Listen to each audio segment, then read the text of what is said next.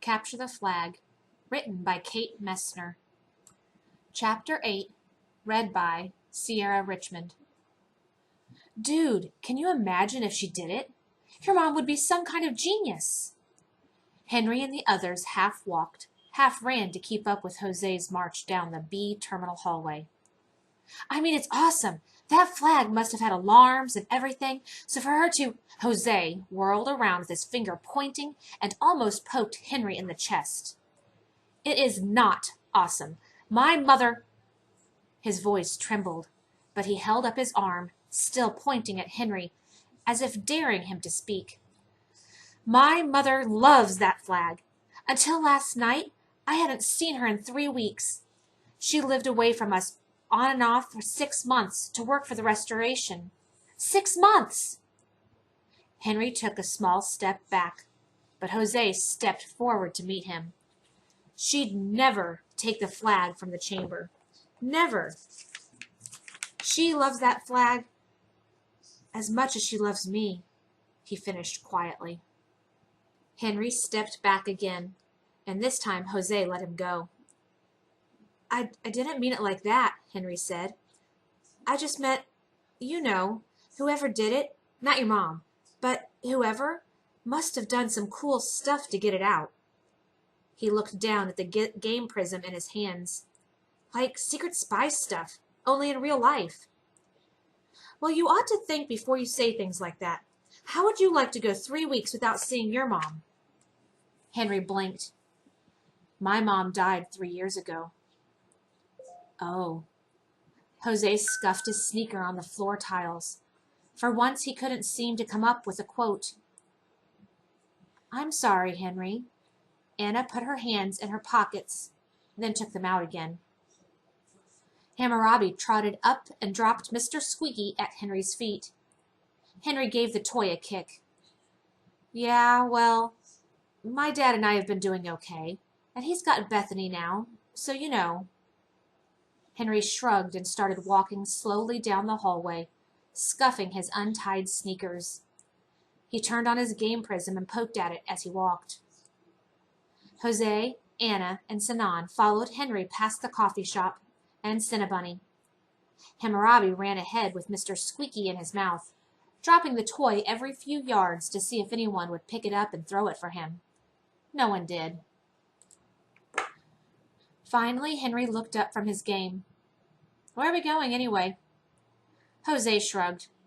I was going to walk around and, I don't know. Anything seems better than sitting at the gate. I have an idea, Anna said. We should check on that snake-arm guy from the restaurant. He's on my suspect list, and, you know, Henry's right. Whoever did this must have studied the security system and wanted the flag. No, needed it. Needed it enough to risk everything. Anna stopped in front of Pickersgill Diner, where the diner line snaked into the hallway, and turned to Henry. The dog can't go in, so I think you should wait here with Sinan and Hammurabi. Jose and I will go back to investigate. The diner was even busier now, with more waitresses carrying bigger, fuller trays of hamburgers. Excuse me, Anna said, squeezing past a lady with a stroller near the front of the line. We're not eating. We need to see someone really quick. She pulled Jose into the corner by the hostess stand so they could look for Snake-Arm. He's probably not back yet from wherever he went, but maybe someone will have some information. The kitchen door swung open, and the pink-haired hostess stepped up to them. She held a pile of menus. How many? We don't need a table, Jose said. We're just wondering about someone. Anna stood on her toes and tried to see into the kitchen, but the door swung shut. That man who was here before, with the tattoo? Claude Pickersgill? He owns the place. But he left, and you need to leave too. If you're not ordering, we're busy. The hostess shooed Anna and Jose back toward the door with her menus. Do you know where he went? Anna asked. Said he had to go home early. Go home early? Anna turned her head to the window, where the snow was falling so thick and fast. The planes on the runway were just ghosts covered in white. I thought the roads were closed. Is he coming back? Anna called over her shoulder after they'd been ushered all the way back to the hallway. Who knows? The hostess held up menus to the next couple in line. Table for two? There's definitely something up with that guy, Anna said as she and Jose left the diner.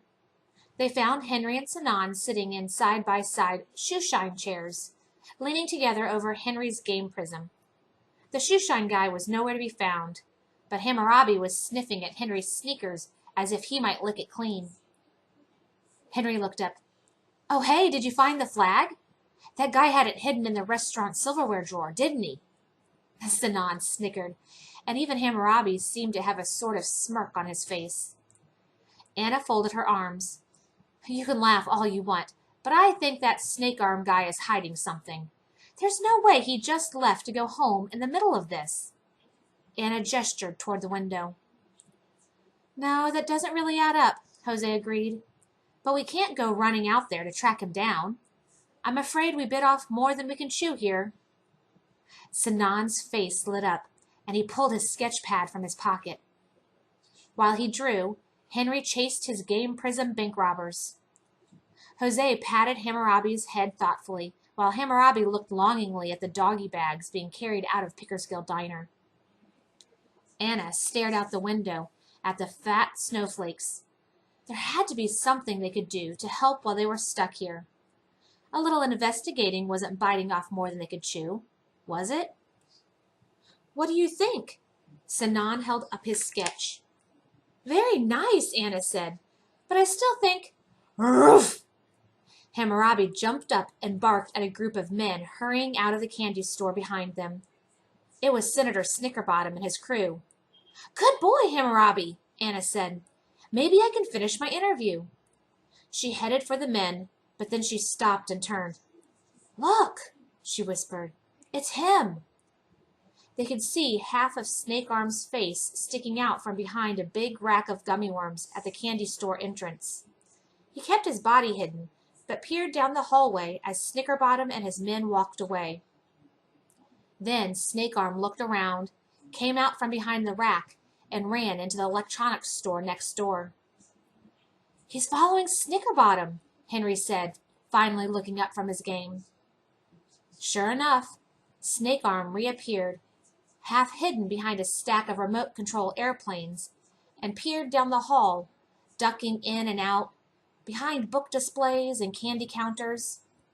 Snake Arm tailed the senator and his men past 4 more stores. Well, forget the bank robbers, then. Henry stood up from the shoeshine chair and tucked his game into his pocket. We've got a real-life suspect to chase now.